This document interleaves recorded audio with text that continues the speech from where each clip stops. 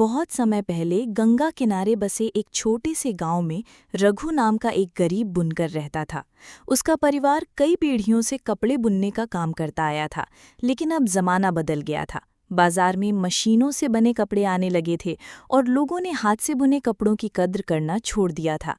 रघु रोज सुबह सूरज निकलने से पहले उठता, अपने पुराने करघे पर बैठता और देर रात तक कपड़ा बुनता।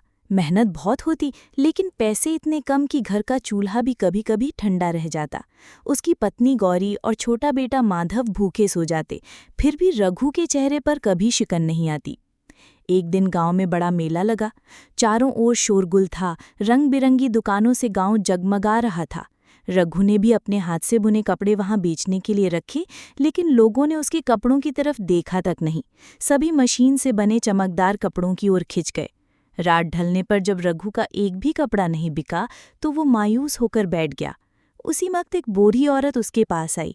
उसकी आंखें गहरी थीं और चेहरे पर अजीब सी चमक थी। उसने कहा, बेटा, तुम्हारे कपड़े साधारण नहीं हैं, उनमें मेहनत और आत्मा की ताकत है। हार मत मानो, ये लो। उसने रघु को एक चमकता हुआ छोटा सा करघा दिया और कहा, जब भी इस पर कपड़ा बुनोगे वो कपड़ा लोगों के दिल तक पहुंचेगा। रघु ने अचंभे से करघा लिया। बूढ़ी औरत पल भर में गायब हो गई। अगले दिन रघु ने उस करघे पर कपड़ा बुनना शुरू किया। धागे अपने आप सुनहरी रोशनी में चमकने लगे। जब कपड़ा तैयार हुआ तो वो साधारण नहीं बल्कि अद्भुत था। उसमें चित्र अपने आप उभर आते थे, जैसे कोई कहानी कह रहे हों। जब रघु ने वो कपड़ा मेले में रखा तो लोगों की भीड़ टूट पड़ी। हर कोई उसे खरीदना चाहता था। जल्दी ही उसकी ख्याति गांव से शहर और फिर पूरे राज्य में फैल गई। लेकिन इंसान का स्वभाव है, जितना पाता है उतना और चाहता है। रघु भी धीरे धीरे लालची हो गया। पहले वो जरूरत के हिसाब से कपड़ा बुनता था, अब वो दिन रात उसी करघे पर काम करने लगा। पैसे आने लगे, घर बड़ा हो गया, लेकिन उसका मन अशांत रहने लगा। उसका बेटा माधव अक्सर कहता, बाबा, पहले आप हमारे साथ खेलते थे, अब तो हमेशा करघे पर ही रहते हैं। लेकिन रघु उसे डांटकर चुप करा देता। एक रात रघु ने सोचा, क्यों ना मैं इतना कपड़ा बुनूं कि राजा तक मुझसे कपड़ा खरीदे और मैं हमेशा के लिए अमीर हो जाऊं।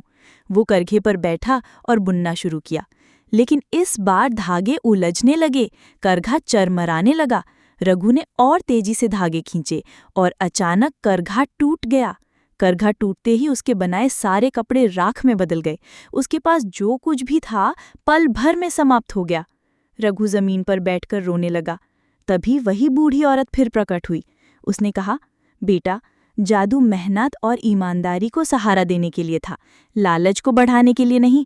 जब तक तुम अपनी आत्मा से बुनते रहे, करघा चलता रहा, लेकिन जैसे ही तुम लालच में डूबे, जादू खत्म हो गया। रघु ने आंसू भरी आंखों से माफी मांगी। उस दिन के बाद उसने साधारण करघे पर ही काम करना शुरू किया। हाँ, अब वो जादुई कपड़े नहीं बनाता था, लेकिन अपनी मेहनत और ईमानदारी से उसने लोगों का भरोसा जीत लिया। धीरे धीरे उसका जीवन फिर से सुधर गया।